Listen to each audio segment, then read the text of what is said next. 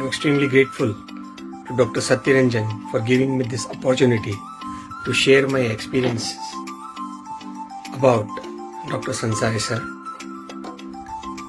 In fact, sir had been my teacher during my PG days at Nair Hospital Dental College, and as a person, as far as I know him, he is a very calm and cool person, but having in-depth knowledge and experience of the subject.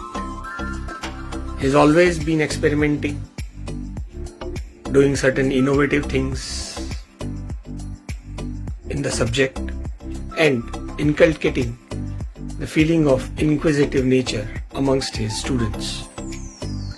He is not only inclined clinically with the clinical applications of the subject for the management of oral lesions, but he is also oriented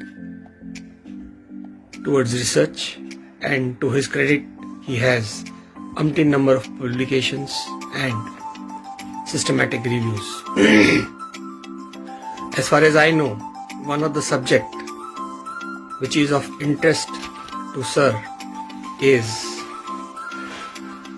TMJ disorders, and it would be very interesting to attend this webinar delivered by Dr. Sansari sir on the diagnosis and management of temporomandibular joint disorders.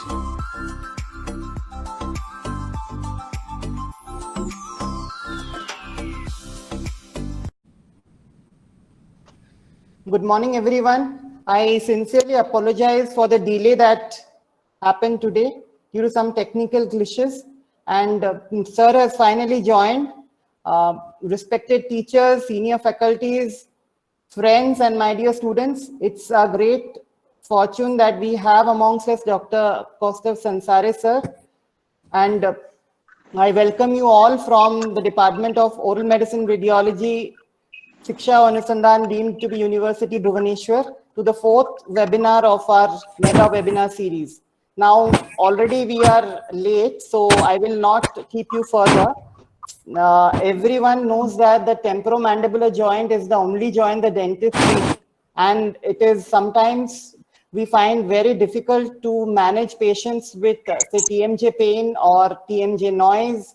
So it becomes difficult sometimes to know how to go about treating such patients. So we have with us sir to tell us about it. Just a formal introduction for sir by a postgraduate, Dr. Anamika. Thank you so much, sir. Good morning, everyone. The speaker for our today's webinar is Dr. Kaustav Sansari. Sir has completed his BDS and MDS in Oral Medicine and Radiology from Nair Dental College, Mumbai. He worked as an associate professor in the same institute. Sir is known for his astute publication at international journals and also presented and invited as a speaker at various national and international conferences. His long-term interest is in understanding and treating TMJ disorder with special focus on injections in TMJ. He has publications in journals like DMFR, International Journal of Oral and Maxillofacial Surgery, British Journal of Oral and Maxillofacial Surgery, Clinical Oral Investigations, and many more. He is also a reviewer for DMFR, Imaging Sciences in Dentistry, Oral Radiology, and Oral Diseases. So please join me in welcoming Dr. Kaustav Sansari, sir. Sir, over to you. Yeah. Thank you for the introduction, and thank you so much for having me. And moreover, I apologize for the delay because it has been a little some technical issues from my side, which has caused this delay. So, I'm really sorry for for this delay. At the same time, I am glad that you have invited me for this lecture. So let's begin with it. Like basically, my topic is going to be TM joint disorders caught in controversy. I hope you can see my screen and hear me clearly. Yes, sir. Yes, sir. Okay, fine. And I am going to tell you in the midst of our lecture why I call this as caught in controversy. Right now, we will just begin with it.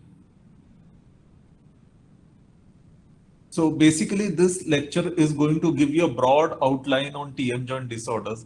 Basically, I was told that this is going to be a lecture for private practitioners and BDS students, something like that.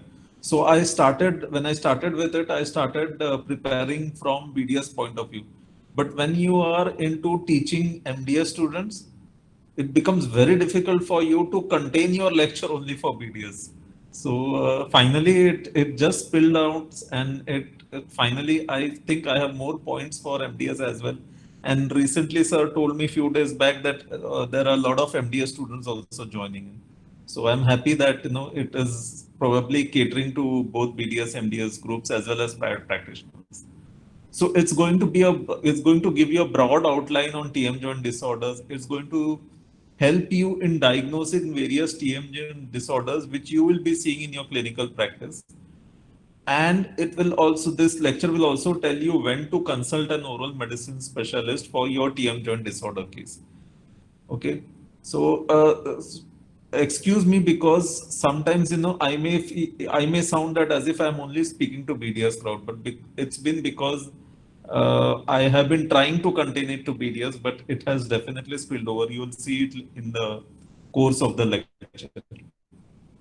So to give you just a broad outline of what is a TMJ and what is a TMD. A TM joint is a temporomandibular joint, and a TM joint disorder is TMD. Okay, so it contains of the various TM joint disorders which may affect the masticatory muscles, which may affect the TM joint structure, or it may also affect the associated structure of the TM joint, or it may affect both TM joint as both. It can be both arthralgia as well as myalgia. Myalgia is pain in muscle. Arthralgia is pain in joint. Okay.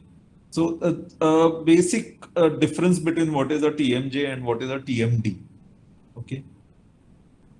Now I find this quote very interesting. It's from Okason, who says that TM joint disorder is a complex and multifactorial condition, and so also are our patients.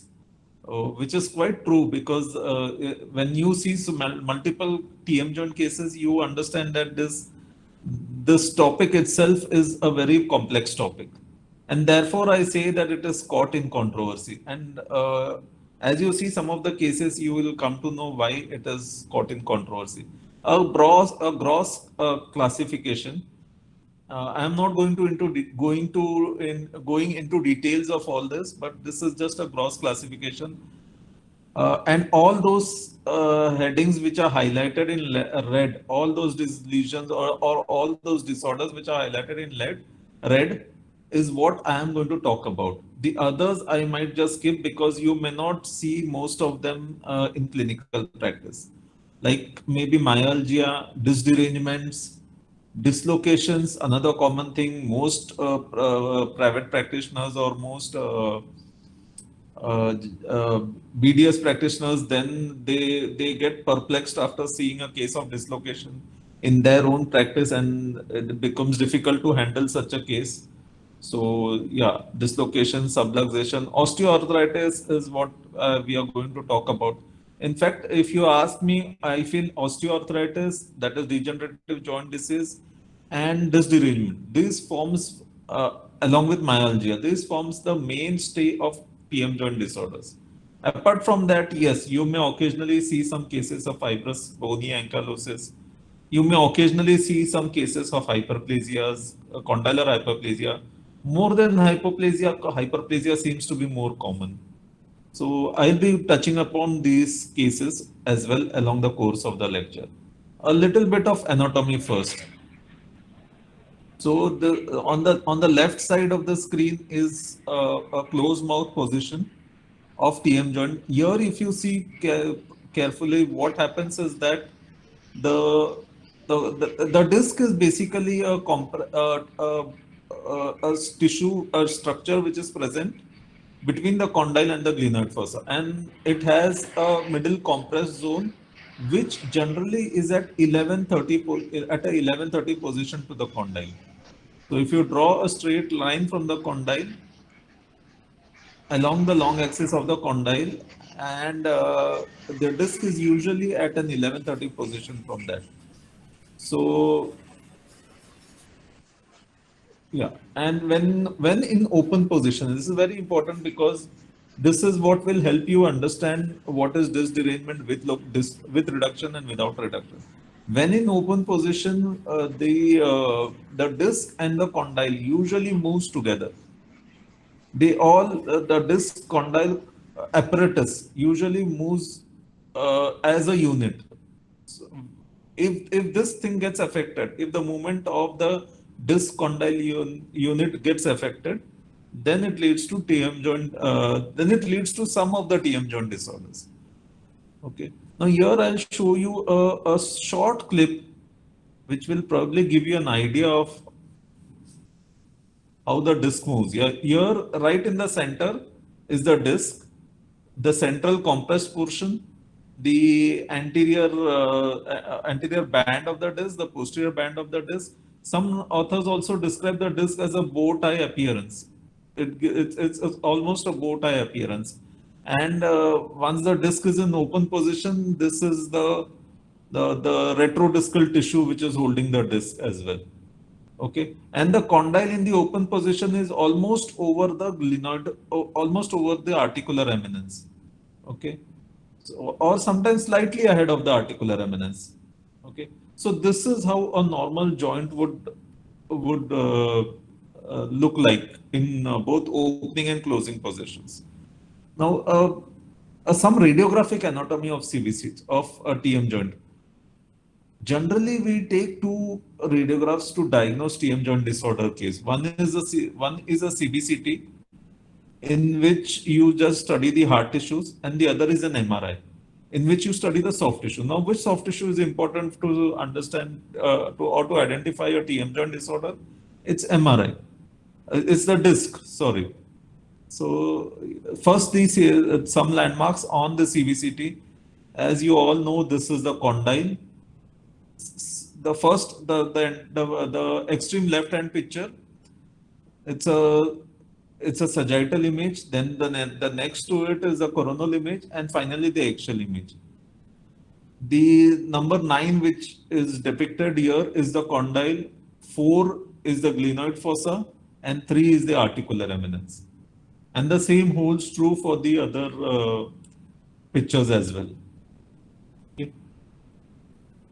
Some landmarks on an MRI. It's very important that you differentiate a CT or a CBCT from an MRI. Now, most of my pictures you will see are maybe CBCT and not CT scan. That is because we use a lot of CBCT these days than CT scan. Wherever there is a possibility to use a CBCT, we usually use a CBCT. In fact, yeah, I'll come to that a little later. Yeah, so the same thing here. The number 9 here is the condyle. Okay, the number 6 here is the intermediary, the compressed zone of the disc, followed by 1, which is the anterior band of the disc. And yeah, of course, the 7 and 8 is the pterygoid muscle as a unit, pterygoid muscle completely. But 7 is a pterygoid muscle, 8 is the lower head of the pterygoid muscle, and 15 here is the upper head of the pterygoid muscle. I have brains, right? 1 minute. Okay, 13 is the posterior disc attachment. So this is about the anatomy, MRI anatomy of the TM joint. I think I already talked about this, so I'm not going to go into details of this. Assessment, how are you going to assess the TM joint? The most important part is the case history, the clinical examination, investigations, and of course the radiographs. Now, if you see the bullets here are different from radiograph to the other points. And that is because I feel that case history, clinical examinations are more important than, are equally important to radiographic examination. Usually what happens, most students do a very brief case history and a very brief clinical examination and directly jump over to radiographic examination. But first, whenever I look at a case, I try to check the patient clinically more thoroughly and try to have a provisional diagnosis in mind and then go and take a radiograph. Okay. Now there are certain terms which are commonly used, like one is an open lock and one is a closed lock. One thing you should remember is open lock is when the patient is not able to close properly. Closed lock is when the patient is not able to open completely. Okay. So open lock is very simple. Open lock is commonly seen in dislocation subluxations, where the patient finds it difficult to close the mouth. Closed lock is when the patient finds it difficult to open the mouth completely, which may be seen in osteoarthritis and disc derangements. Okay. Of course, in ankylosis also you get closed lock. Yeah. One more important point, deviation and deflection. Now there is usually most professionals or most students, they call when the mandible deviates from the midline on and on the open position, they call it as deviation. Okay, but there is a difference between what is deviation and what is deflection. Deviation is the movement away from the midline during opening without return to the center during the movement. That means that the condyle doesn't come back to its normal position. Or sorry, the mandible doesn't come back to the midline, even after complete opening of the mandible. Whereas deflection, it is a movement away from the midline followed by a return to the center. I have a picture here which can help you understand this. Deviation and deflection. Okay, so use right terminologies. Generally, both are identified as deviations only by most people. Okay, and how to palpate the TM joint? It's very important you know how to palpate the TM joint. Generally, you stand in front of the patient, put your index finger right anterior to the tragus, in the pre-tragus area, and that's where you actually feel the condyle. And use your index finger itself. Don't you use 2 fingers, 3 fingers.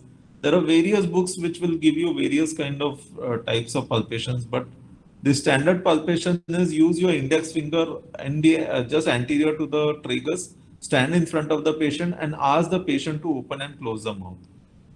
Okay, and then watch for any tenderness, any pain, any differences in movement between right side and the left side.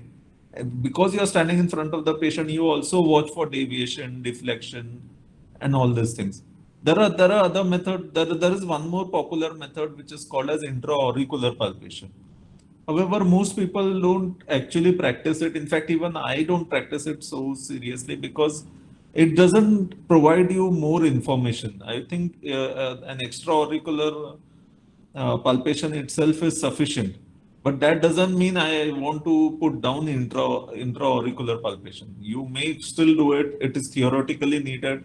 And maybe somebody might find that it adds more information to the TM joint disorder. Okay.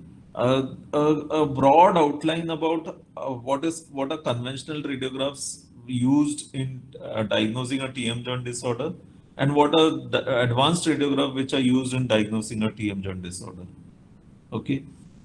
I am not going to go into details of all this OPG, transcranial, transorbital, transpharyngeal. You should know when to use a transcranial and when to use a transorbital and when to use a transpharyngeal.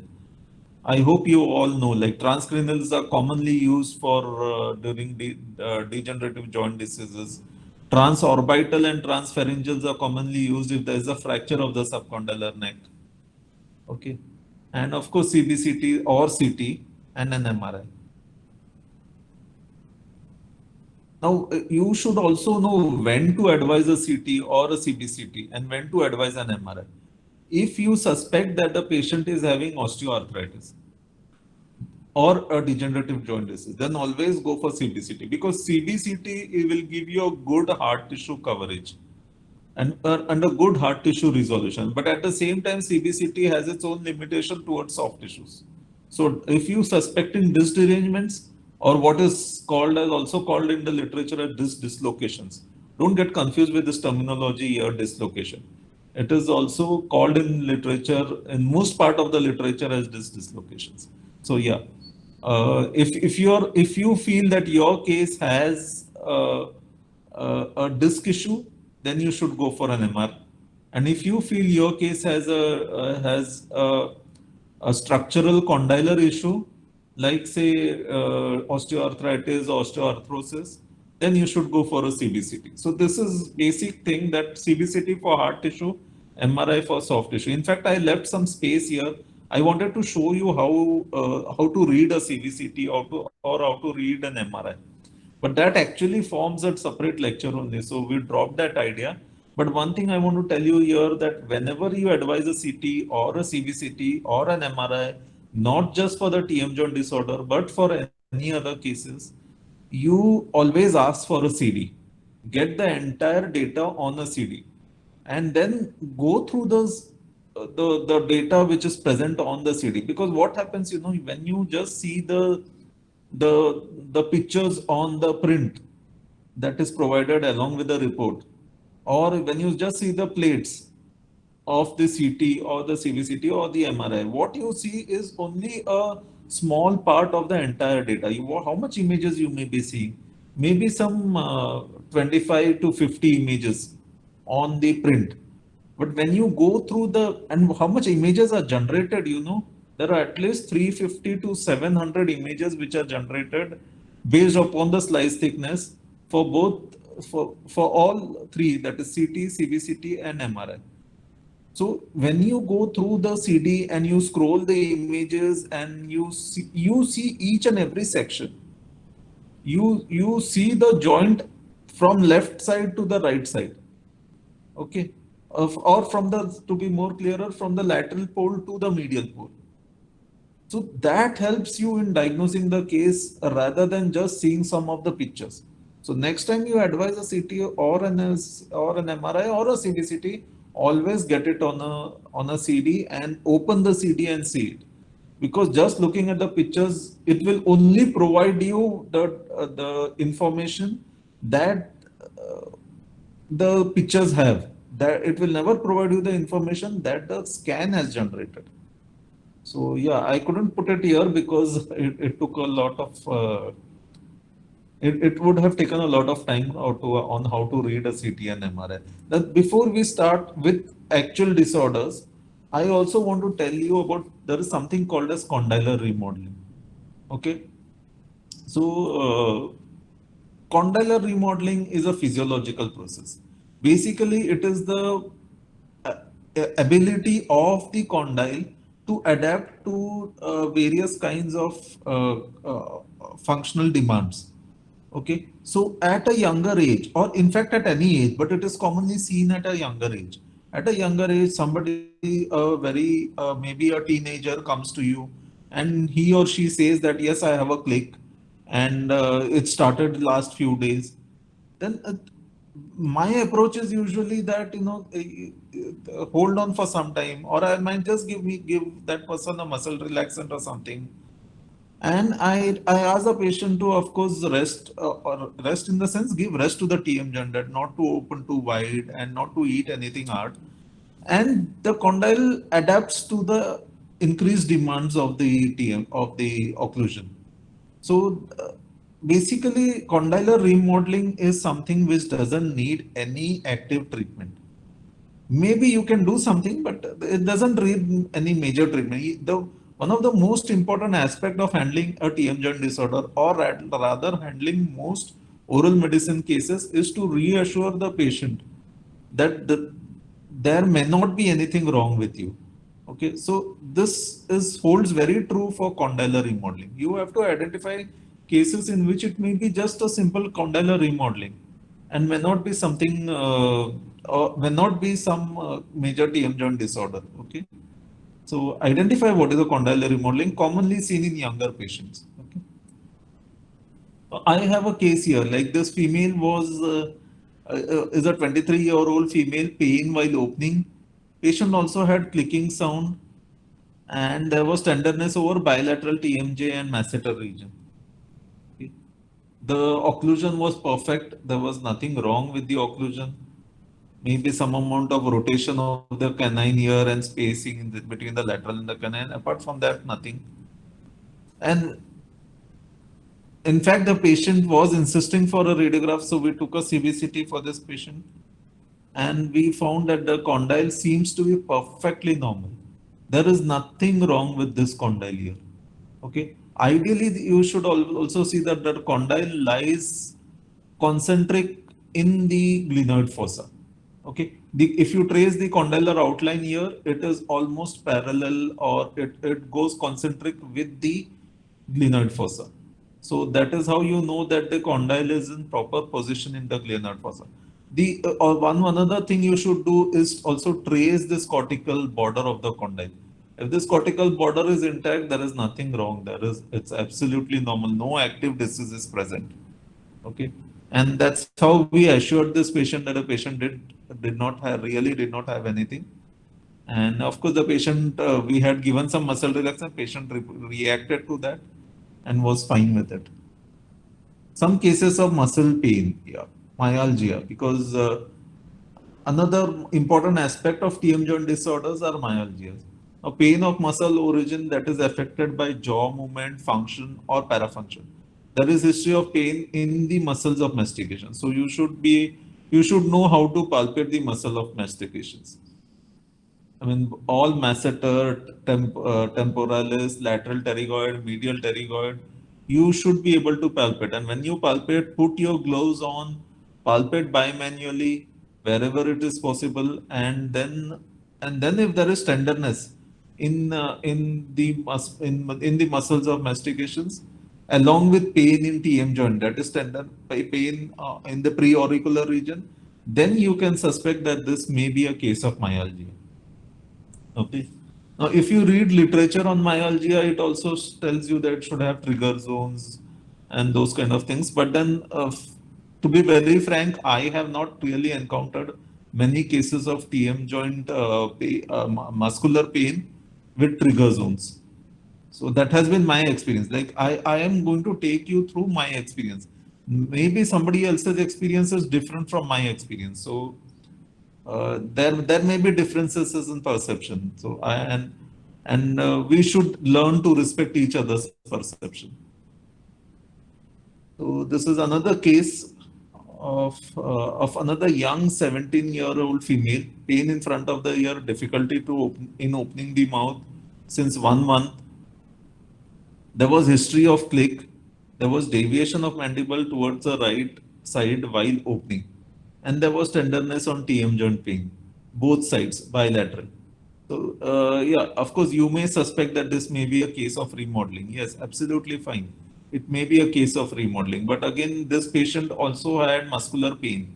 So we had to take a call on to give muscle relaxants to the patients along with other supportive therapies like soft diet and limited opening, hot water fermentation, etc. So yes, in this case also with the muscle relaxant, the patient got relief and the patient was fine. You may also get myalgia in older age groups. It's not that only in younger age groups you may get myalgia.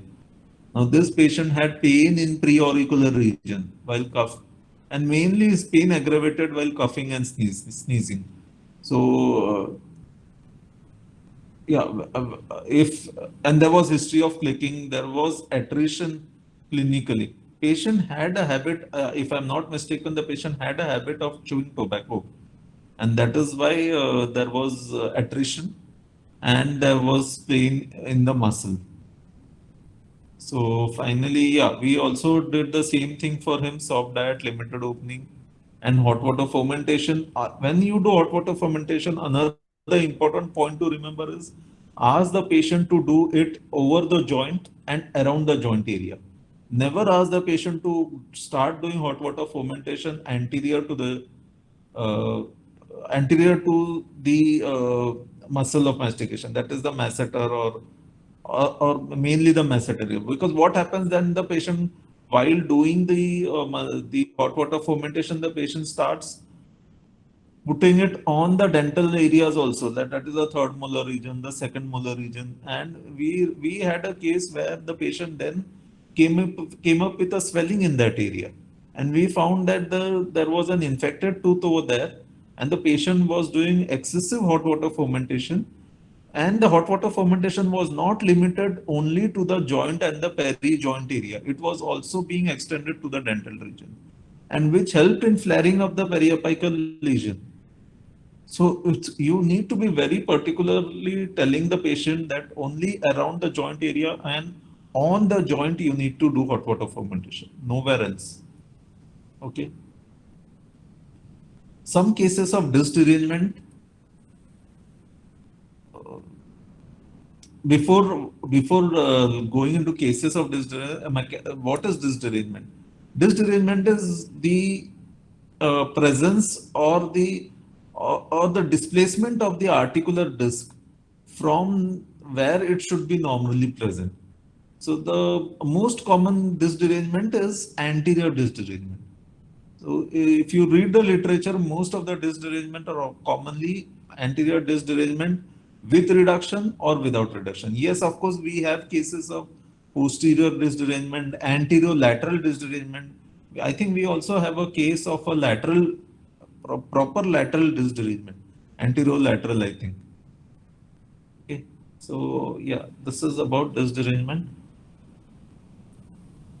What is disc derangement with reduction? What happens in with reduction is that when the patient opens the mouth, the disc and the condyle should ideally move anteriorly as one single unit, as I told you earlier. But in with reduction, what happens? The disc is already displaced anteriorly. The disc is not in the closed position. The disc is not in a proper disc condyle relationship. The disc is already anterior to the condylar head. And when the patient opens the mouth, the condyle comes ahead and then attains a normal position with the disc. So when the patient opens the mouth, the condyle just slips under the disc. And that is how you get a case of disc displacement with reduction. Okay. As I told you, yeah, it may be medial or lateral displacement also. Along with anterior, it may also be medial or lateral displacement. Another important thing to remember, of course, I will be covering up this point also later. But another important thing to remember is that sometime or other in cases of disc derangement, either there is a current click or there is a history of click. Sometimes what the patient tells you is that there was clicking earlier, but now it is not there. Okay. So there may be history of click. If there is a history of click, you may be almost 90% sure that it is a disc derangement case. Okay. Because the other important group of TM joint disorder, which is the degenerative joint disorders, which basically leads to crepitations and not clicking. And you should know what is the difference between the clicking and the crepitation. Clicking is a sharp sound. It is a tuck tuck sound. Okay. And crepitation is a rough, it's like a rough rumbling sound. Okay. It's not a very sharp sound. And it is, I don't know how to explain, but it's not a very sharp sound. It's a little dull sound. Clicking is a single sharp sound. You may have double click, you may have reciprocal click, may have different types of clicking also. But one thing you should remember is that when there is history of click, it almost sure shot points to disc derangement. Okay. There may also be deviation of jaw if it's unilateral, but if it's bilateral, usually deviation doesn't occur. So we have here a case of disc derangement with reduction. Here's a case of 23-year-old male. Patient had pain on right TMJ region and reduced mouth opening since 3 months. Now this is not transient. The remodeling cannot continue for 3 months. This was not transient. So the patient had pain and reduced mouth opening for 3 months. There was history of pain on opening and history of clicking. Now that's what I was talking about. History of click. There was no current click. Deviation was there towards the right side, and there was tenderness over the right side. of course, his MRI was taken, and this is what the MRI shows. On the closed mouth position, this hypodense area is the disc. You can see a bow tie appearance here, which is pointed out by this yellow arrow on figure A. This hypodense area is the disc. Now this is closed mouth position. You also need to identify the the auditory meatus here, the external auditory meatus, okay? And just anterior to the external auditory meatus is the condyle. And this again hypodense outline of the condyle is the cortical border of the condyle.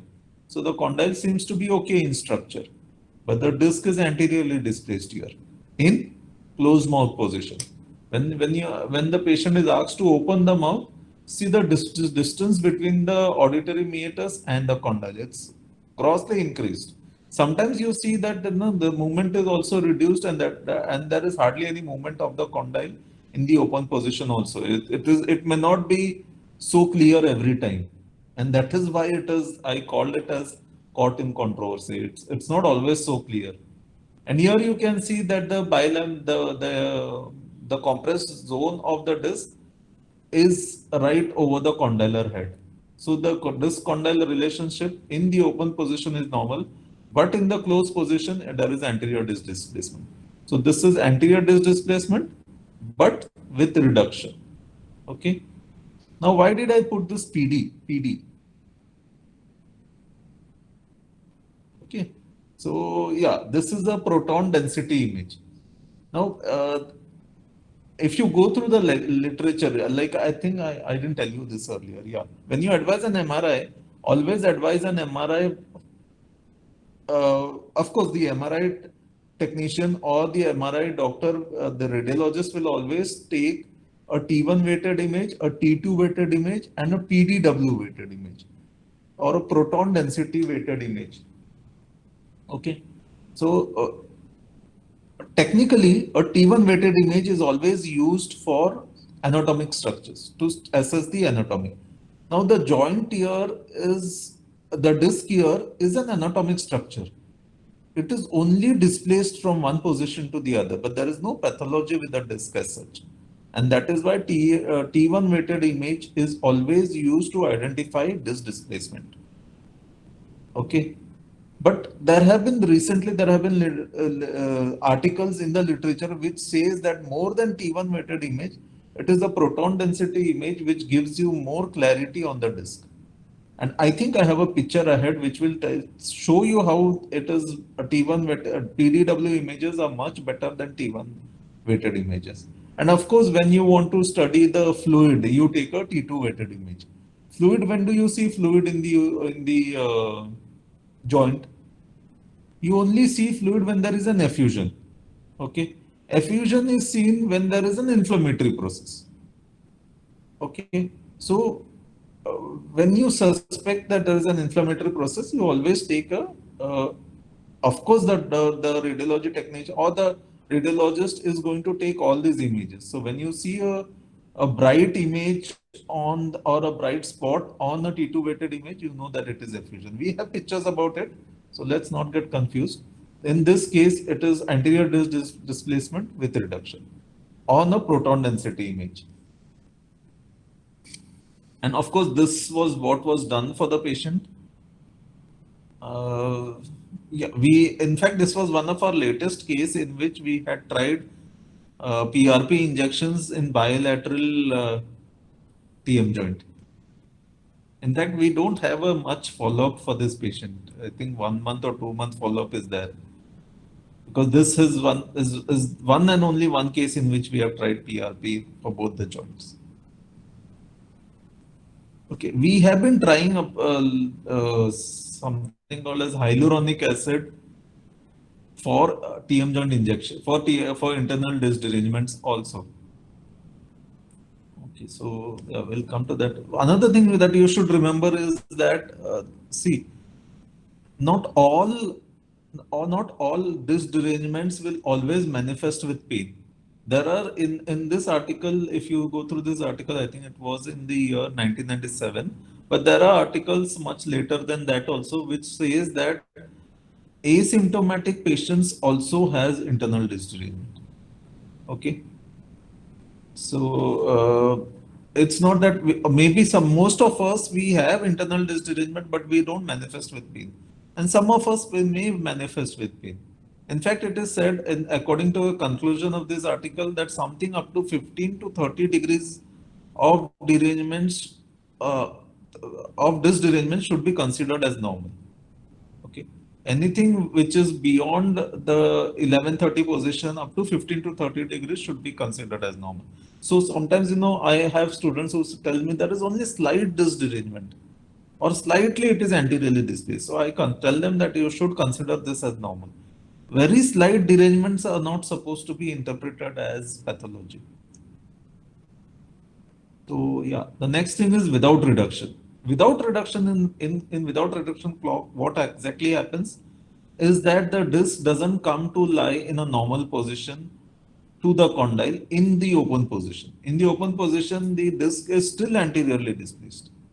It doesn't get reduced. It doesn't get reduced means it doesn't become a normal condyle disc relationship in the open position. I hope this is clear.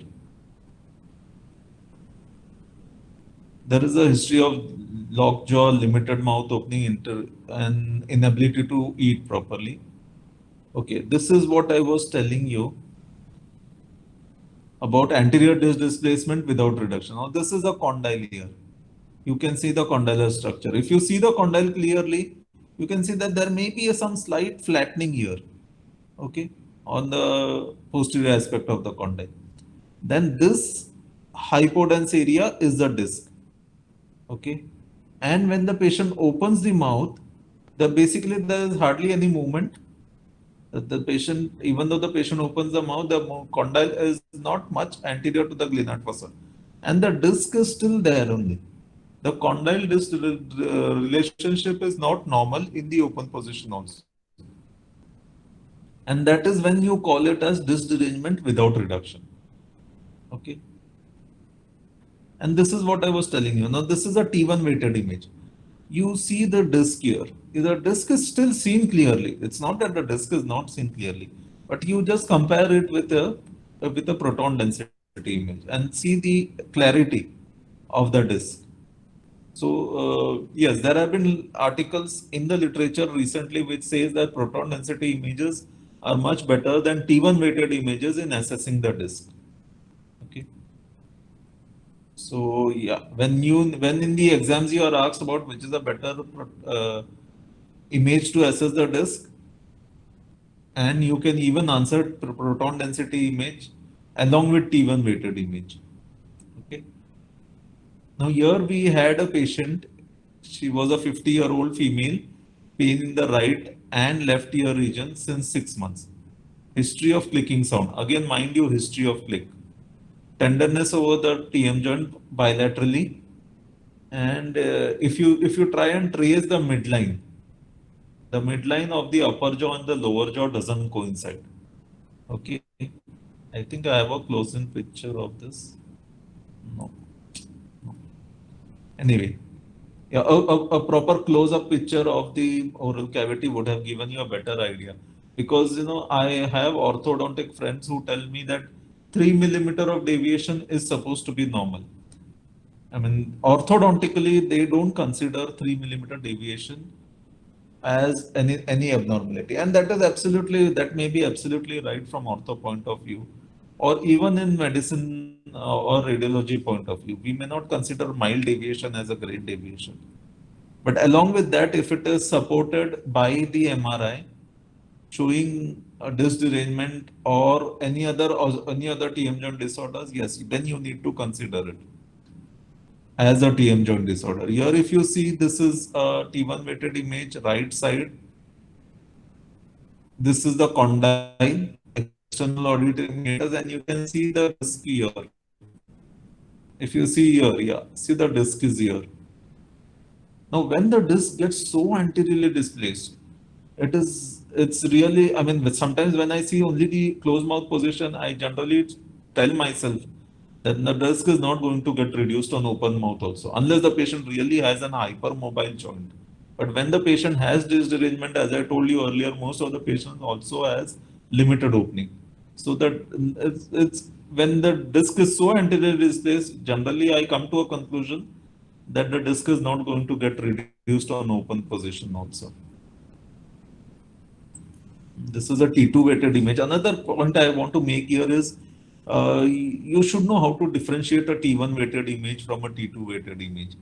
Now, if you see, this is the brain tissue here, okay, and the brain tissue shows the gyri of the brain, okay, and this is a T1 weighted image because the subcutaneous fat is bright, okay, and this is a T2 weighted image because the fluid is bright.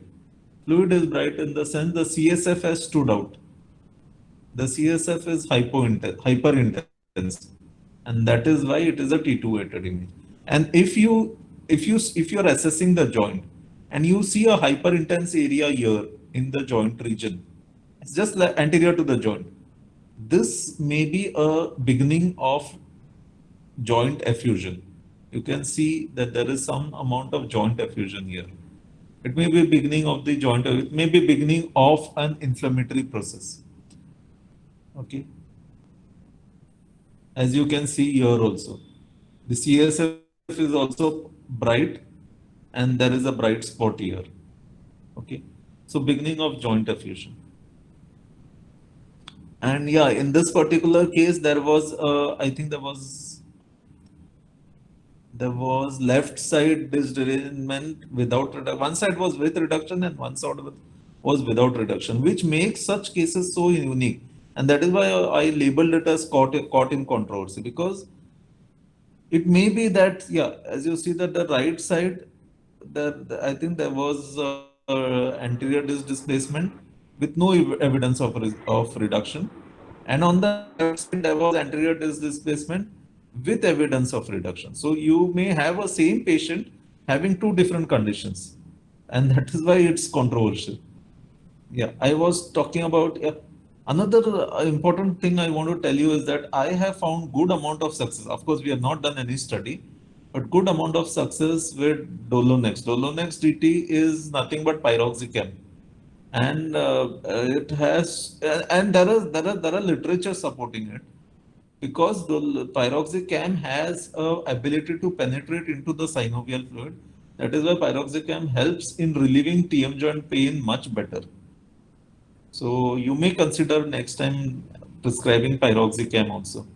Of course, injection, as I told you earlier, we are doing some cases where we are injecting hyaluronic acid into the joint. Again, we don't really get, we get two kind of hyaluronic acid solution. One is an ophthalmic solution and one is an orthopedic solution.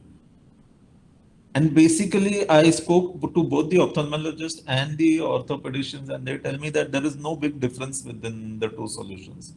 You can use anyone which is available. And action of sodium hyaluronic acid is that it improves and restores normal lubrication in the joint, provides nutrition to the avascular articulating disc, and stabilizes the joint.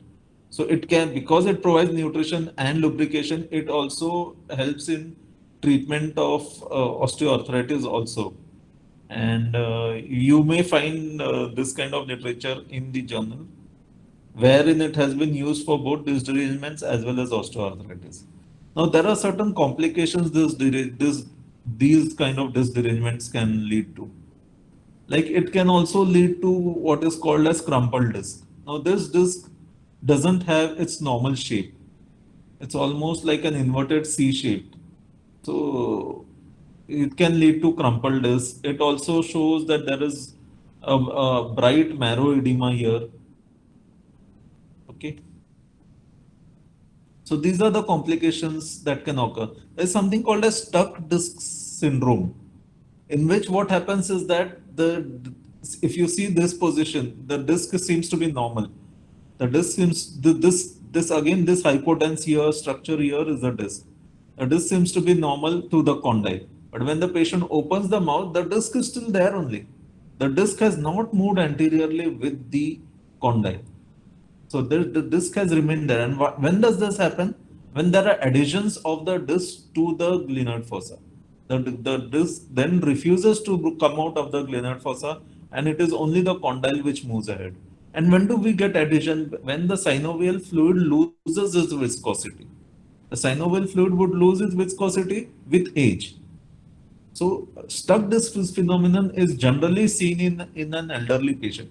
If you see the condyle here, you may see that it has a slight amount of flattening also. Okay, so which again makes it clear that this may be an elderly patient. So stuck disc phenomenon commonly seen in elderly age groups. So these are some of the complications. We had an interesting case in which the disc initially when the patient came to us, there was a reducing disc. As you see here, the disc is almost in the normal position with the condyle, okay, on an open position. And when you and after 10 years, when the patient again came back to us for the TM joint pain, the disc from reducing disc became to was turned into a non-reducing disc. That is, disc displacement with reduction became disc displacement without reduction. Of course, in this particular case, in this particular picture, you can't see the disc very clearly. Yeah, we had reports suggesting that the disc displacement is now non-reducing. So it took 10 years for the patient from reducing disc displacement to non-reducing disc. And with this, we come to another important point that some of this disc derangement which remain chronic may also turn into degenerative joint disease. I don't think so. We have a case about it yet. No. So some of these disc derangements can also become degenerative joint disease. Some of the degenerative joint disease may also lead to disc derangements. And that's where is the TM joint is so unique and so complicated. And that's where the controversy begins. So that's why I labeled it as caught in controversy, because there's so many things which you see which are not given in textbooks. Now we come to degenerative joint disease. The joint is characterized by deterioration of articular tissue with concomitant osseous changes in the condyle and or articular eminence. The definition itself is concomitant osseous changes in the condyle. Now, what are the osseous changes that are seen in the condyle?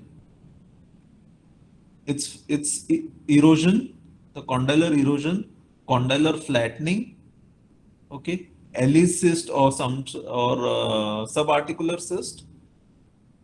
Some changes which are seen in the articular eminence along with the glenoid fossa.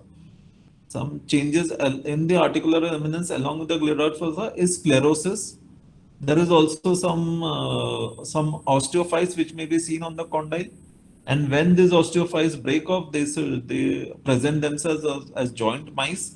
So there are multiple changes which are seen in degenerative joint disease. Okay, and all this needs to be assessed. Some of these are considered as early markers of degenerative joint disease, and some of those are like your joint mice may be considered as a late marker or an advanced stage of degenerative joint disease.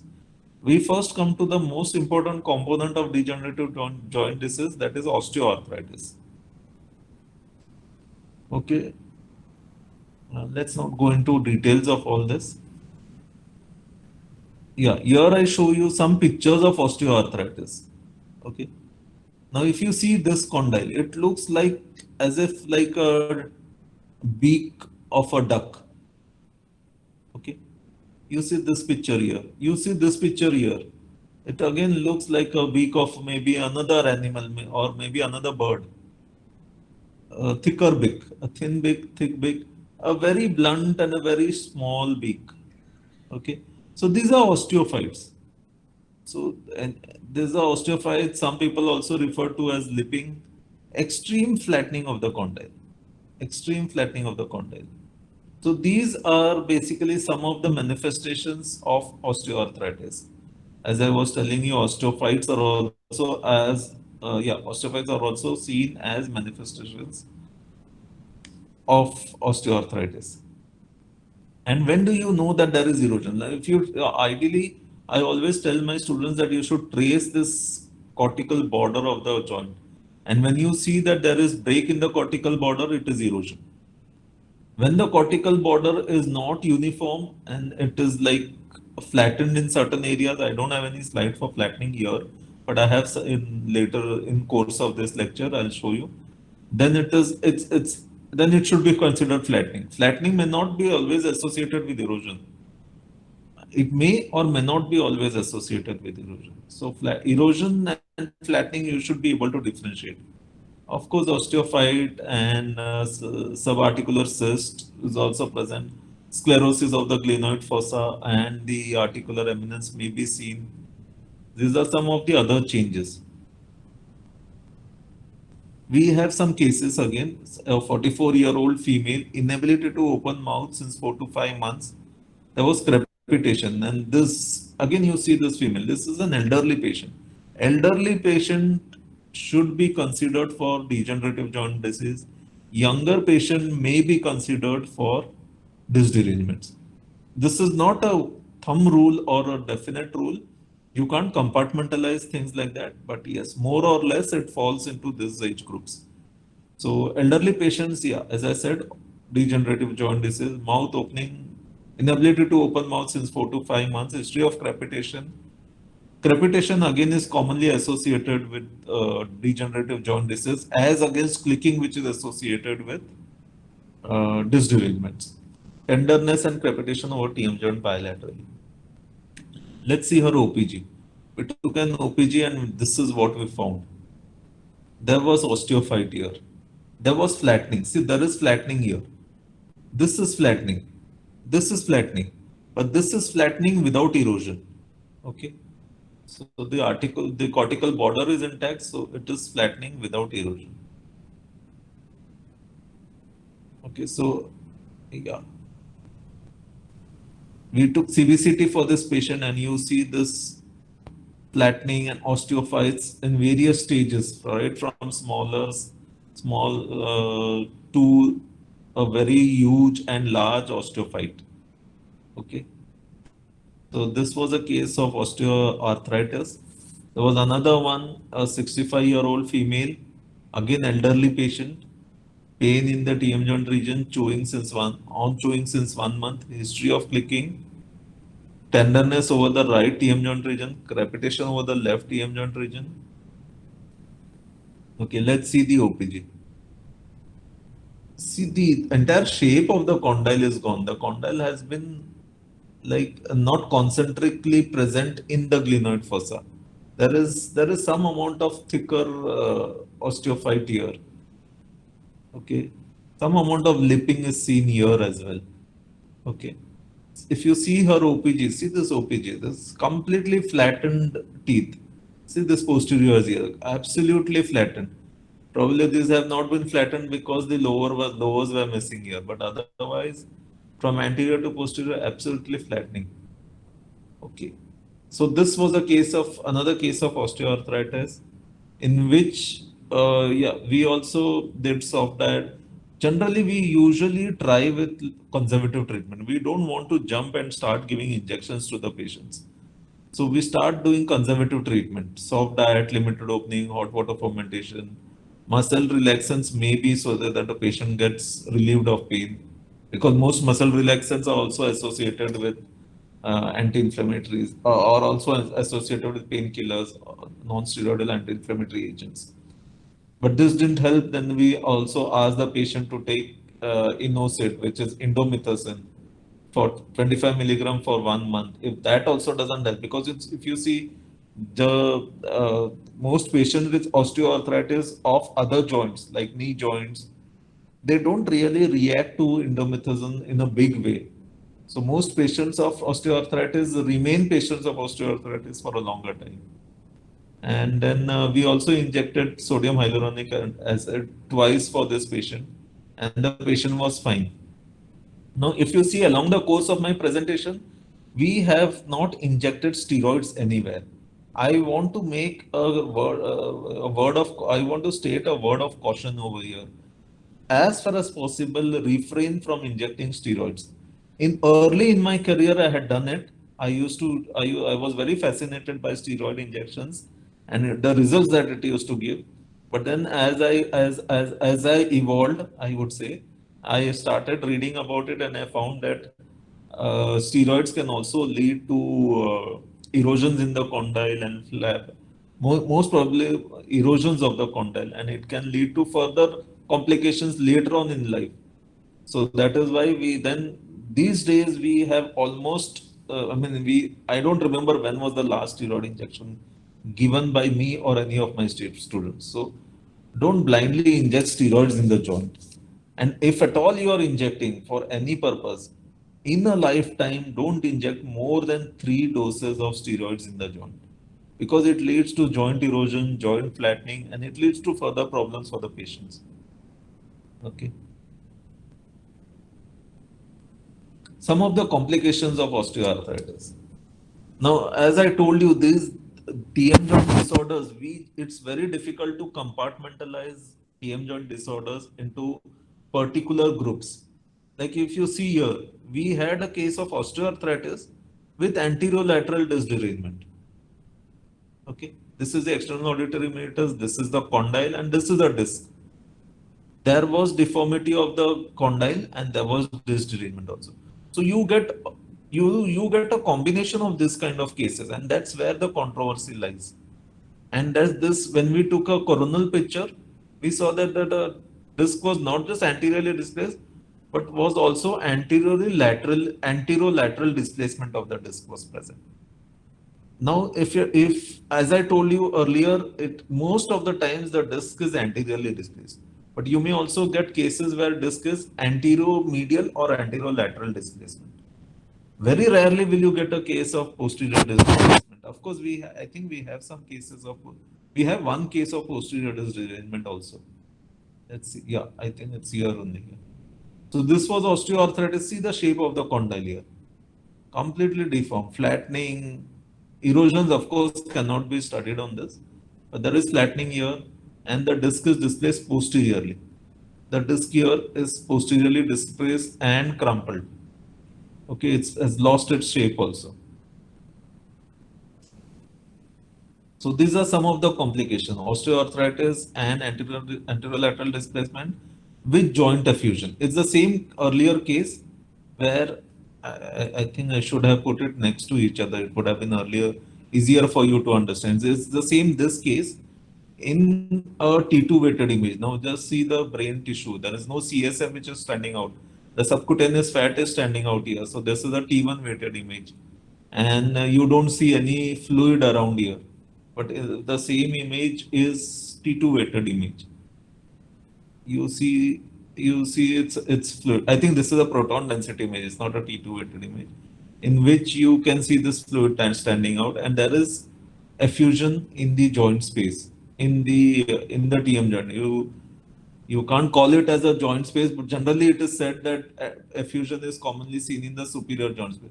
Since the effusion is seen superior to the disc, it is in the superior joint space. Had it been seen inferior to the disc, it is in inferior joint space. Okay. Now, so to give you a gross outline about how to differentiate between disc derangements and degenerative joint diseases or osteoarthritis. A clicking sound is commonly present in disc derangement. Some of these points I must have covered earlier. Clicking sound or history of clicking sound is commonly seen in disc derangement.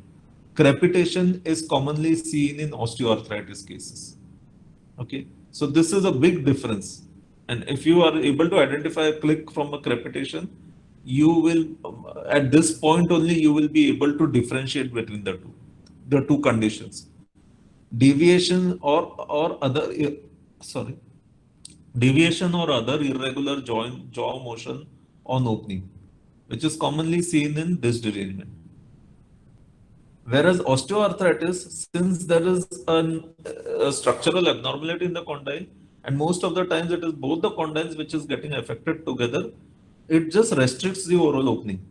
It may lead to deviation, but these are just gross outline of how you may differentiate. This may not be a strict outline of how to differentiate between each other. So yeah, most of the times what you see is restricted oral opening.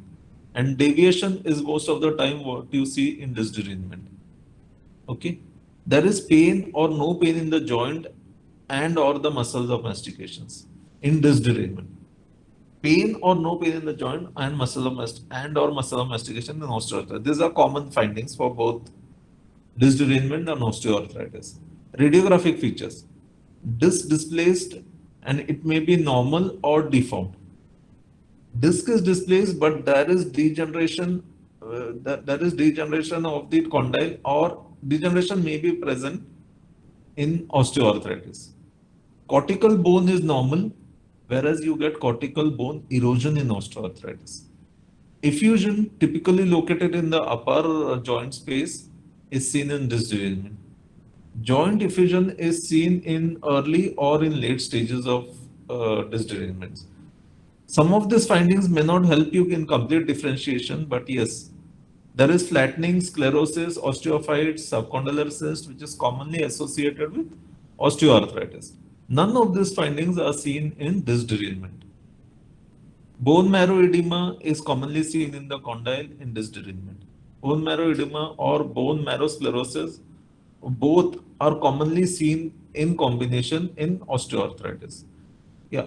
Again, I want to put in a disclaimer here that this may not be features which will help you in exact features which will help you in differentiation, but it will give you a guideline of how to differentiate between the two.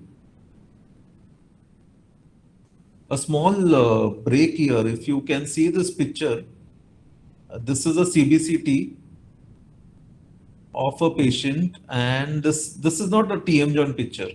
But I find I have an inclination towards radiology.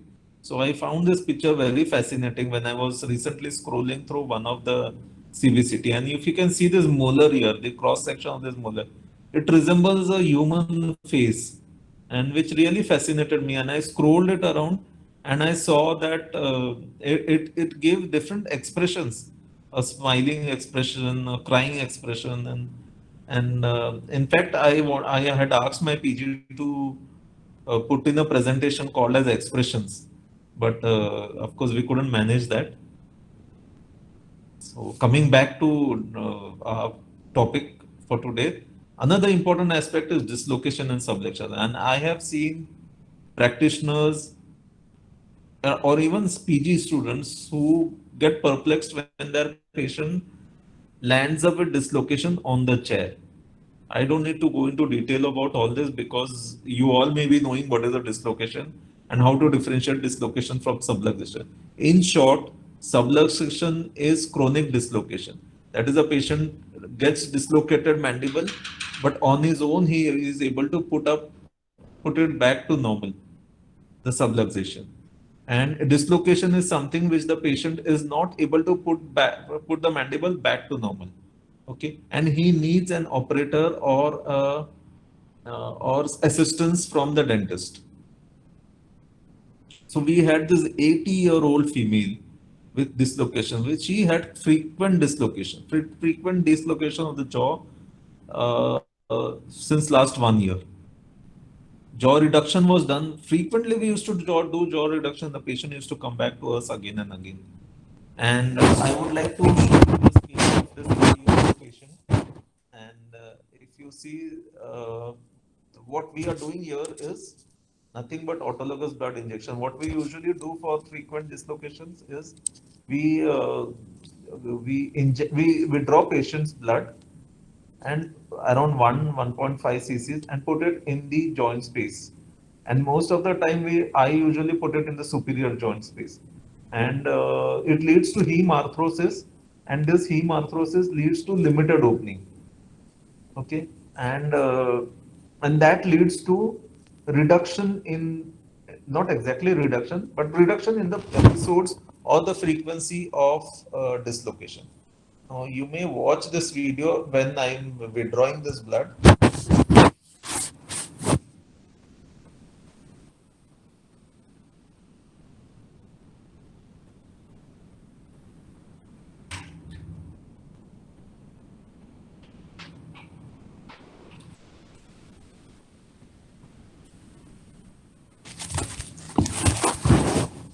Okay, and if I'll show you one more, we'll stop this video here. Okay, maybe you can see. It's very important how to to withdraw blood also. I mean, if you're not aware of it, don't do it. And then play this video also simultaneously, in which you can see that the blood will be injected in the joint space of the patient. But you know what? I need to tell you that this was one case in which we really actually did not succeed. Because the patient had come to us often again and again with this dislocation. In most of my autologous blood injections, we had good amount of success. We had really good amount of success. But in this case, we didn't really succeed much. Maybe because of laxity of the ligaments or of the muscles, or articular eminence was completely flat and we couldn't just.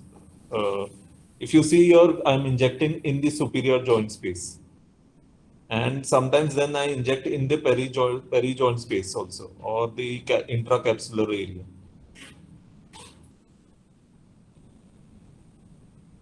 We have another case here of a 75-year-old female who had a lockjaw, who had another case where there was frequent dislocation of the jaw, and since only 15 days.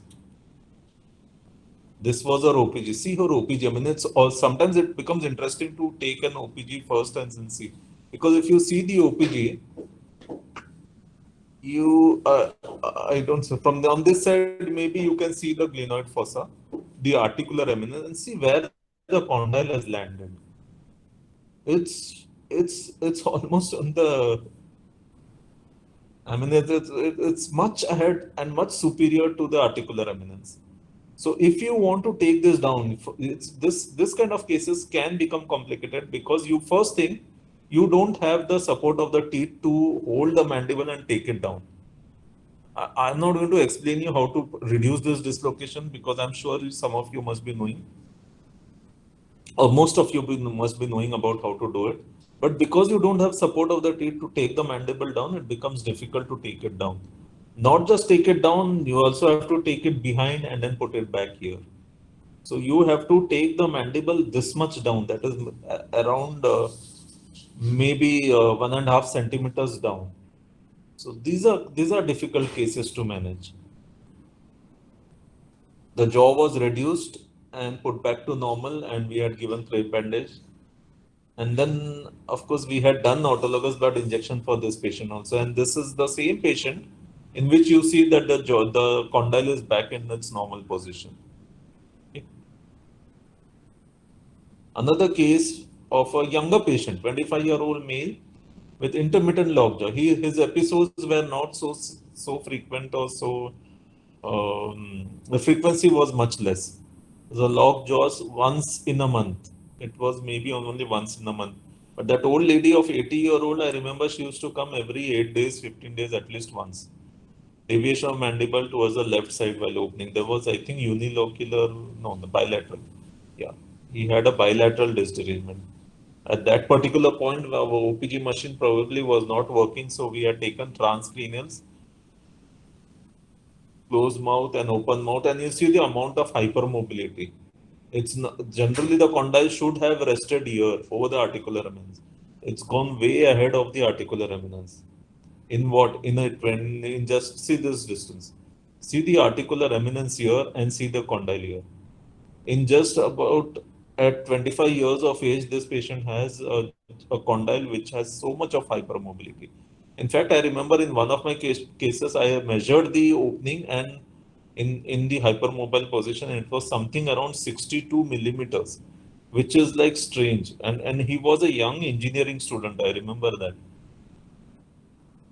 So yeah, we had also done autologous blood injections for him. Some other group of cases, ankylosis. I'm sure you would be knowing how to identify ankylosis. You need to see the condyle here, and you need to see the glenoid fossa. You need to see the same structure on the other side. And when you see a huge radio opacity there, you can't trace the condyle, you can't trace the glenoid fossa. Many a times you can't even see the articular eminence. Then you know that this is a case of ankylosis. Of course, it may be a case of a tumor over the joint, over the condyle or the subcondylar area as well. We have another case here, a 12 years old female with reduced mouth opening since 3 years, history of trauma, tenderness over the right TM joint region, deviation of mandible. Mouth opening was only 13 millimeters, as you can see in this picture. Now, if you see this, the right side condyle is the condyle is not very clearly seen. There is an osseous structure which is projecting over the condyle, suggestive of bony ankylosis. You also need to differentiate between the bony ankylosis and fibrous ankylosis. I think I had a case of fibrous ankylosis. I didn't put it up here. I'm sorry for that. Then another group of cases is condylar hyperplasia. And this was another interesting case. I think we had this case only maybe 8 days back or 10 days back or something like that. And I can tell you how this case was presented to me. And this, I think the patient had complaint of pain in 1/6 or something. Yeah, here it is. Patient had pain in 1/6, POP positive. And then since because of COVID, we are not taking intraoral radiographs, I asked the student to take an OPG and show it to me. And yeah, this OPG was then shown to me. I said, yeah, there's something wrong with 1/6 because the filling is or not 1/6, it was probably 1/7. I don't remember exactly. Yeah, some dental complaint this patient had, and when I saw the OPG, you see this OPG, the patient, the right side height of the ramus. Compare it with the left side height of the ramus. This height of the ramus is much shorter as compared to this. This was the first thing I noticed. Then I saw that the neck of the condyle also seems to be elongated. The neck of the condyle is almost normal out here. Then I saw that the midline is also not coinciding. And the patient's age was 35. So the patient has already crossed the growth spurt age. Okay. And then I asked the PG student to see the patient intraorally, and then they found that the midline was also not coinciding. Not just that, there was a crossbite. Then I told the patient that the patient had a mild. Sorry, I told the student that the patient had a mild condylar hyperplasia, and it did not really affect her aesthetics so much, so she did not bother about it. And now, since the growth spurt has stopped, it is not growing anymore. So this was an interesting case of, the patient did not come with a case of condylar hyperplasia, but was identified as a case of condylar hyperplasia. I hope you appreciate that and understand that. Sometimes you also get some incidental findings of TM joint disorders. Okay. Like in this particular case, 58 years old female, you see that the left side condyle is absolutely normal and the right side shows osteophyte. Okay. So some findings which are suggestive of osteoarthritic changes being taken place on the right condyle. Another similar case where you again see a osteophyte here in the right side. Now you don't try to jump into conclusion that this ramus height is also different. No, you also need to see that where is this condyle lying. This condyle is lying at a much lower level from this condyle. The patient's position here, the teeth position, this teeth position, the third molar here is at a much higher level than the third molar here. So the patient probably was not placed properly in the OPG, and that is why you see that there is a discrepancy from right side to left side. Whenever you see these cases now, it's not that directly you jump to conclusion, no, this is condylar hyperplasia. No, you also need to compare it from one side to the other side. In fact, I always tell my students that radiology is just a study of comparison. In fact, even I do the same thing. When I don't understand anything, I just compare it with the other side and see if I can find something abnormal over there. Another great and interesting case. Now, this patient had severe pain on the left side.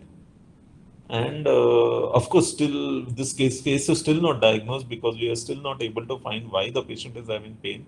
And very recently, the patient gave me a call and tells me that there is similar pain on the right side. Of course, I asked the patient to take a proper brain scan because I couldn't find any cause for this particular pain. So I have asked the patient to take a brain scan. I'm not very sure. The patient had gone to many well-known dentists around, and she was completely frustrated with her present condition. And yeah, the interesting part here is that see the amount of bifurcation of the condyle here, the bifid condyle. I have never seen this bifid condyle. I mean, two different subheads of the condyle. And this was just interesting. Of course, it was not something which was relevant to her complaint. But I was just wondering if there is one single disc or two discs out here. And we were not able to trace because the patient had not got the CD. Patient had come from was referred from somewhere else, and we didn't have a CD for this MRI. So we were not able to find out if there was one single disc or two discs over this bifurcated condyle. And I assume that you can't have a disc which is that huge. And maybe the patient has two different discs. But of course, this is again just academic interest.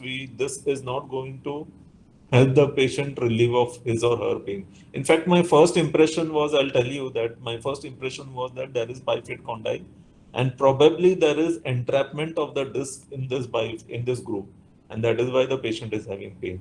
But of course, the patient did not have any TM joint pain. I examined her clearly, and there was no TM joint pain. The pain was in the upper left region. That's all, and it was not neuralgic pain also because after I think the very next day I got a call that the other side is also paining. So it was bilateral.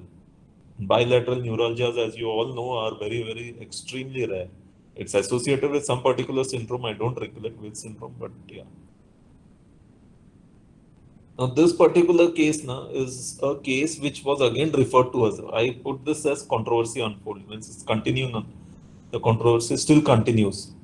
And probably this is one of the last cases we have here. Yeah, it was a 29-year-old. And why the controversy unfold? Because if you see now, there is a lot of discrepancy in this particular case. The pain in right TMJ region and difficulty in opening the mouth since 1 month. There was history of open law since six months back. There was history of clicking. So if you only read this much, you feel that yes, it could be disc derangement. Mouth opening was good, 41 millimeters. Tenderness over the right TM joint region. So it doesn't really fit into description of disc derangement because the mouth openings was quite good. 41 is considered to be good. All these medications were given to him by somebody else. We had just got this case. We had not done anything for this particular patient. And when you see the joint, when we saw the MRI, the joint seems to be absolutely normal. Condyles are normal. The disc condyle relationships seems to be normal. But there is a huge amount of effusion here. If you see this, there's a huge amount of effusion anterior to the condyle. Okay. In maybe the inferior joint space. The disc is up there and it's in the inferior joint space. And when we saw the coronal image, that the same effusion is also laterally present. So there is an anterolateral joint effusion, but the disc seems to be normal. There is no anterolateral disc derangement. So, and somebody had given Indocid to this patient. I don't know why, for a 29-year-old, Indocid was given. And this is how the controversy still keeps unfolding. And I think, yeah, that's all I have for you. I would like to leave you with this image of a periapical lesion which I saw. This is not something related to TM joint.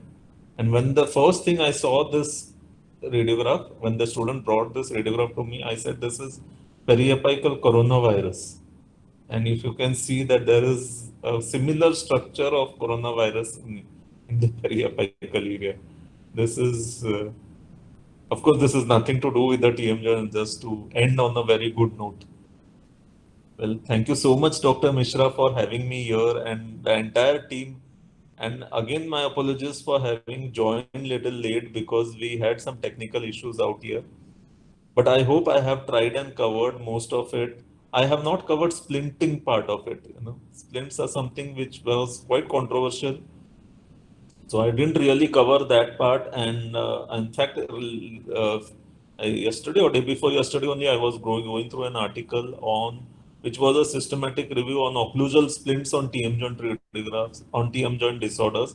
And the conclusion was that there is no evidence as of now to show that occlusal splints are helping.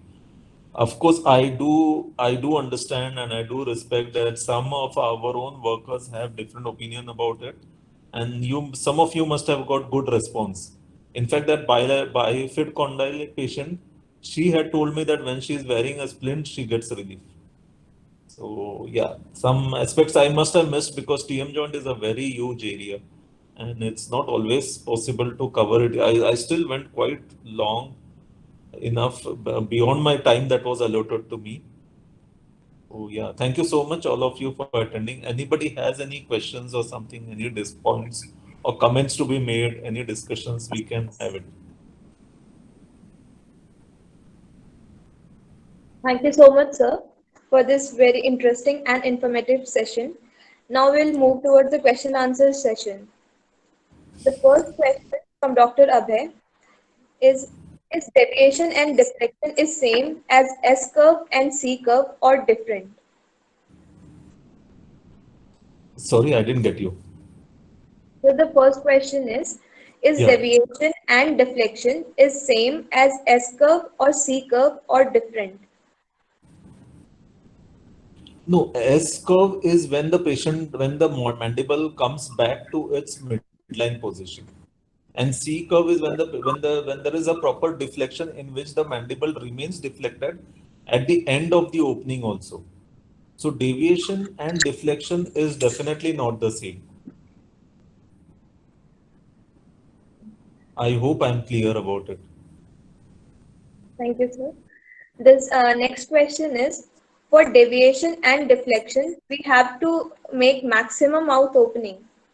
Yes, yes, yes. You have to make maximum mouth opening, only then you will be able to see it. But it should be a comfortable mouth opening. It should not be that you ask the patient to stretch the mouth with pain. It should be a comfortable mouth opening. It should not be a painful mouth opening to assess both deviation and deflections. Thank you. The next question is by Dr. Shoaib Alam. How we check tenderness of TMJ? Okay. Tenderness of TM, basically tenderness of anything, any tenderness. Like if if you touch that area and if it is paining, and of course with little amount of pressure, then it is tender. So when you are palpating a TM joint, when you are just lightly putting your finger on the preauricular area and asking to open and close the mouth, the patient may not feel that tenderness, but you are slightly pressing that area and then asking the patient to open and close the mouth, and then there is pain, then it is tenderness. Okay. Thank you, sir. The next question is by Dr. Sulaim. How to diagnose condylar remodeling? Okay. This is a tough one because generally what I do is when the patient is young and the patient responds well to the conservative treatment, that is hot fomentation, soft diet, limited opening, and a muscle relaxant maybe, and the patient doesn't come or doesn't come back to us after the treatment with the same amount of pain again, then it is condylar remodeling. And moreover, it is a younger patient. Moreover, it is a patient who doesn't have any structural abnormality with the condyle. Then you may consider it as a condylar remodeling cases. As against a patient who may even though is a younger patient, you may see that the patient keeps coming to us again and again with the same amount of pain. then in that case, it may not be considered as a condyle, even though the patient is young, it may not be considered a condylar remodeling case. So a young patient who responds well to conservative treatment, doesn't have any recurrence of the same pain, is condylar remodeling. I hope this is clear. Yes, sir. The next question by Dr. Abhay is, what are the indication of hot and cold fermentation? Okay. Generally, now I usually prescribe my patients hot fermentation. Basically, we prescribe hot fermentation for the TM joint regions because we need to increase musculature over there. Sorry, we need to increase vascularity over there. We need to increase the vascular supply over there. And this is what is always done in not just hot fermentation. In our particular department also, we are not just doing hot water fermentations, we are also doing some physiotherapists for the patient. Like we also practice, we also give electrical nerve stimulations. We also give ultrasound therapies. And all these therapies, what they actually do is in turn, they increase the vascularity of the TM joint area as well as the area surrounding the TM joint. So once the vascularity is increased, the pain usually then goes down. So basically, that is how I generally I always advise hot water fermentation to my patients. Thank you, sir. The next question is by Dr. Shoaib. For how many days can we prescribe muscle relaxants? Yeah, a very good question because how long can you give muscle relaxer? But generally, again, I would like to stress that I always give it for 8 to 10 days maximum. I don't go beyond that. Now, if you heard my presentation, along the course of my presentation, I said that I give pyroxicam and I have got good result with pyroxicam. And there is literature supporting. Of course, I didn't put it up here. There is literature supporting use of pyroxicam. And what are the dosage of pyroxicam? Pyroxicam is usually prescribed in 20 milligram dose, and 20 milligram for maximum 8 to 10 days. You don't go beyond 8 to 10 days. And if you there is a need to go beyond 8 to 10 days, that means you're dealing with something else. You're not just dealing with a case of myalgia. It may be arthralgia or it may be some other condition, but not just a plain simple myalgia.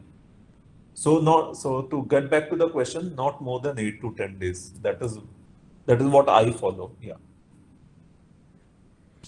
Our next question is by Dr. Mobashir Ali. How to treat clicking sound? If not treated, what will be the results in future? No. Can you just come again? How to treat, you said, or how to what? The question is how to treat clicking sound, and if not treated, what will be the future result? See, first thing now you need to understand the clicking is just a symptom. Clicking is not a condition. So you are not treating the TM joint sound. You are treating the underlying condition which causes the TM joint sound. So never have this in your mind that I am going to treat clicking, or I am going to treat crepitation, or I am going to treat a snapping sound, or I am going to treat a third sound. These are just different types of sounds produced by the TM joint, which can give you an indication of different underlying conditions or the underlying TM joint disorder. So you never treat a sound, you treat the underlying condition. So based on like clicking may also be present in remodeling also. Like maybe I could have added this in the earlier question. Like a patient may have, I have seen so many cases wherein the patient has clicking and after some time it disappears and and the patient is again fine back to normal. At the same time, I know of a person, my own radiology technician has a very loud click when sometimes we sit together to eat food and it is heard across the table. And it's a loud click and he is happy with it. He is not taking any kind of treatment. He is living with it. So why unnecessarily generally I always say that, if the patient is okay with it, you don't unnecessarily do something and induce something to the in the patient's mind, unless it's something as grave or as serious like a pre-malignant condition wherein you need to do something and stop the course or stop the progress of the pre-malignant condition to malignant conditions. So if the patient is okay with it, we don't need to really do anything about it. But yeah, to come back to your question, you don't treat the sounds, you treat the underlying condition. Don't ever have a focus of treating the sound. If you are just identifying the sound and treating it, then you are on the wrong track. You need to identify the condition and treat the condition. And again, like some conditions like osteoarthritis may not be treatable. Many a times you find that they don't have a particular, even if you speak to any orthopedician, they will tell you, or if you have somebody who has a knee osteoarthritis in your family, uh, and you will see that the person doesn't get relieved of pain at all. Patient has just keeps popping pills and several different types of medications, but there is no relief of pain. So some of the TM joint disorders may not be like treatable also, but you need to give symptomatic relief to the patients. So don't treat sounds, to treat the underlying condition.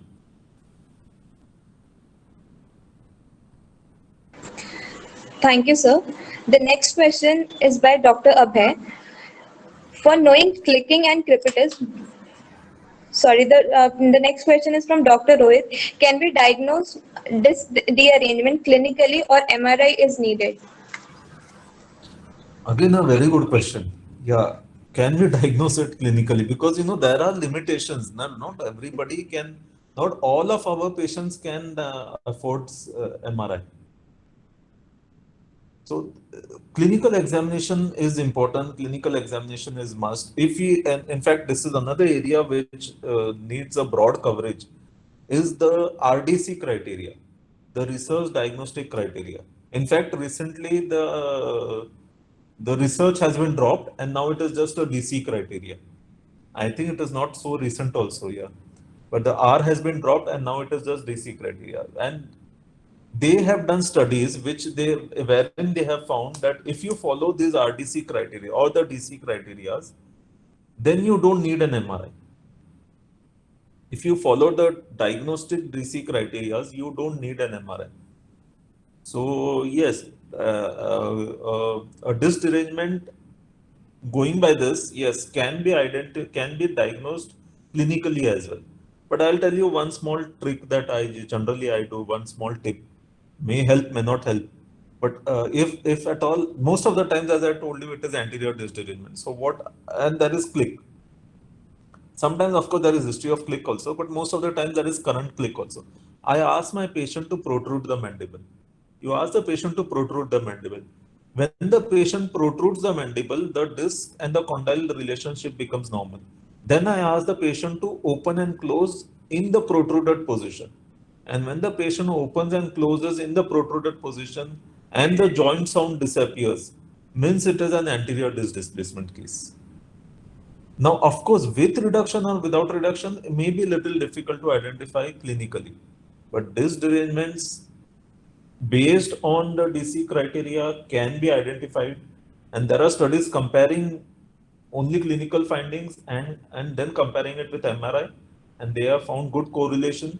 So that basically tells you that clinically we can diagnose cases of disc derangement.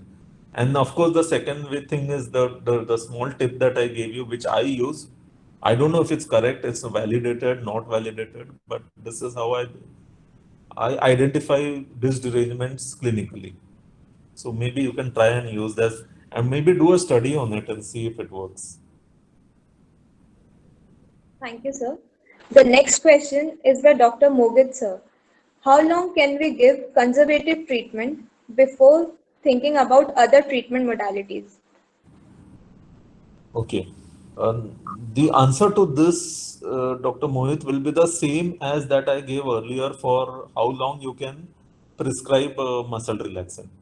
Because the duration of, unless you are going to do conservative treatment means exclusive conservative treatment, like without a muscle relaxation, maybe 4 or 5 days, with muscle relaxation, another 8 to 10 days.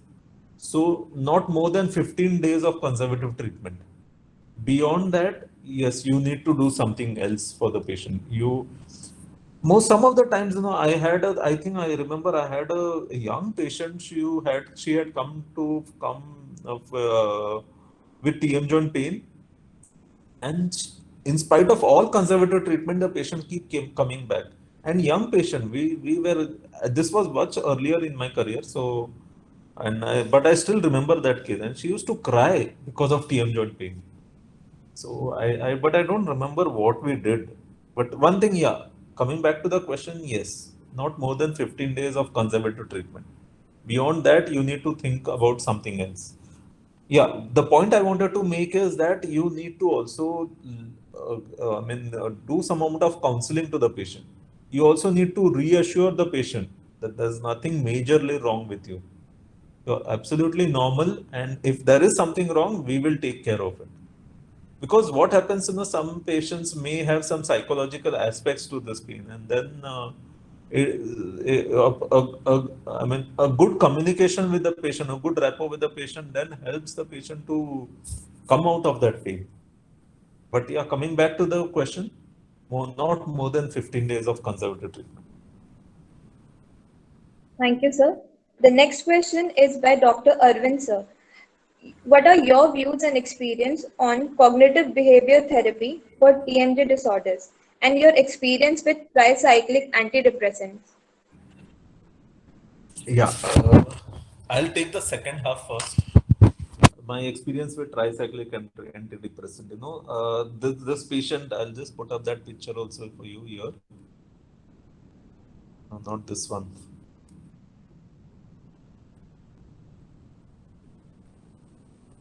This particular case that I showed you of this bifid condyle, this one. The patient had good amount of relief with antidepressants, by the way. So yes, there is a role for antidepressants and cognitive therapy in TM joint disorders. Of course, it has not been studied in a big way, so we really don't know. But my experience says that yes, there is scope. There is scope.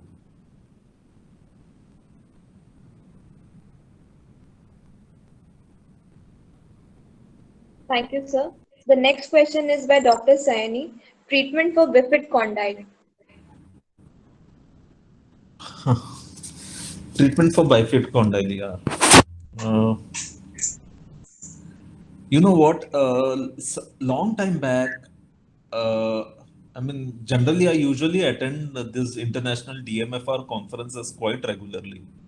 And at that point, I think maybe around 10 years back, before, uh, or at that time, the editor of DMFR was Dr. Sharon Brooks. And she had, in fact, she had come to India and she had done a presentation. And at the end of it, she comes down and tells me, don't ask your colleagues to send bifid condyles for publications. They are just anatomical aberrations and they don't need any active treatment. So, frankly speaking, yes, bifid condyles you may find in many cases. Sometimes you may find it as like a in a clinically absolutely normal patient. So you don't need to treat bifid condyles. But yes, in this particular case, this bifid was like huge. And there was a deep groove here right in the center. And I was just wondering if there was entrapment of the disc. Of course, this is just a thought. So the point I want to make is that bifid condyles don't need any treatment. Thank you, sir. The next question is by Dr. Rohit. After condylectomy, is there any new procedure for remodeling of condyle so that it works normally? I am not very sure if I have understood the question properly, but if you are trying to ask that if condylectomy is done, and is there any scope for regeneration of the condyle? Yes, sir. If that is a question, Yes. yeah, then I don't think so. There is any scope for regeneration of the condyle. In fact, the surgeons generally place some graft material over the condyle area. So if there was a scope for condyle to be regenerated, why would a graft be placed in the condyle area? Isn't it? So there is no scope for regeneration of the condyle. Definitely knows. I have not come across any such article. If somebody knows about it, please forward it to me. Even I would like to see if there is a scope for regeneration. I mean, I have never come across it. And I think, yeah, if it is done, it's great.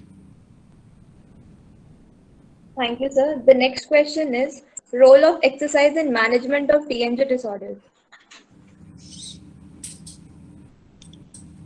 Role of exercise in management of TMJ disorders.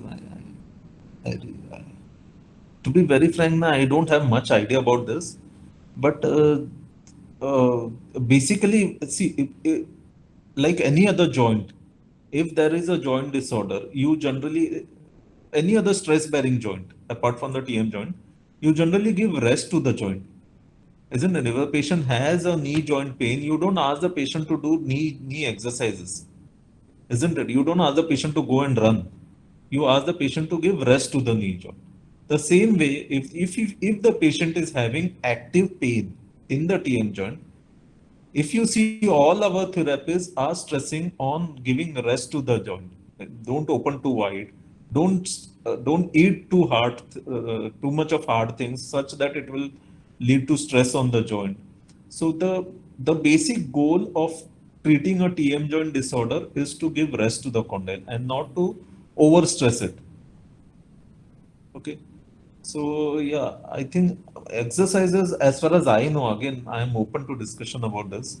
I don't think so. There is much scope about it. Thank you, sir. The next question by Dr. Gayatri is best treatment modality in TMJ cases. Yeah, yeah. I mean, I would say that there is nothing called as best treatment. The treatment which helps your patient is the best treatment. In some patients, just recounseling the patient that nothing is wrong and reassuring the patient helps. In some patients, only conservative treatment helps. In some patients, there may be a need for some other treatment, like maybe some joint injections may be needed. In some patients, there may be need for surgery. So there is nothing called as best treatment for for a TM joint disorder. It depends on the TM joint disorder. It depends on multiple other factors like the age of the patient, the severity of the pain, what condition you're dealing with. So there is nothing called as one treatment suits all. I mean, TM joint disorders can't be treated like you have, say, carbamazepine is the drug of choice for trigeminal neuralgia. We don't have this particular treatment is the treatment of choice for TM joint disorder. No. For different disorders, there are different treatments. There are multiple treatments. There are multiple work going on different treatments. So things will keep evolving. You will never stick to one particular treatment. Things will keep evolving. Maybe 10 years down the line, things will be still different. Thank you, sir. The next question by Dr. Karpagavali ma'am is role of PBM or low level laser therapy in treatment of TMJ disorders. Yeah, yeah. Yeah, even I have read about this, the low level laser therapy. And basically, it is again the same thing as it helps in cases of myalgias. Muscular pain, yes, low level laser therapy has been found to give good results in patients with myalgia. And of course, I have read this in the literature. We have never done it. In fact, one of my PG students is currently doing a short study on it, and we have got good results. I was just reading through her results, looking at her results, and yeah, we uh, uh, low-level laser therapy definitely has a role to play in myalgia cases. Thank you, sir. The last question for the session is, which book to refer for MRI of TMJ? Very good question. Again, I would say a good question. Not that the other questions were bad. Please don't say come to that kind of a conclusion, because to me every question is a question, and it should be tried and addressed too. So yeah, I mean, I would say a good question to finish with. Which book to refer? And generally, I refer Okeson. Okeson to me is a fantastic book.